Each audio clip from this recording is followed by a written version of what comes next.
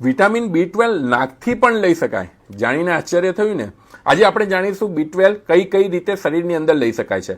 First of all, B12 ની એક સબલિંગ્યુનલ tablet આવતી હોય છે, એમ્બિશન SL તરીકે કોમન છે, જેને જીભ નીચે મૂકીએ એટલે ઓગળી જતી હોય છે. બીજું, B12 ની ટેબ્લેટ્સ આવતી હોય છે, જે લઈ લેવાની હોય છે અને સ્ટમકની અંદર જઈને એ એબ્ઝોર્બ થતી હોય છે. ત્રીજી વસ્તુ, B12 ના અમુક ઇન્જેક્શન આપવામાં આવતા હોય છે, જે થાપામાં અથવા તો બાજુના સ્નાયુમાં આપવામાં આવતા હોય છે, જે વધુ પડતા પેઇનફુલ હોય છે, એટલે ઇન્ટ્રામસ્ક્યુલર હોય છે, એના લીધે બહુ પેઇનફુલ હોય છે.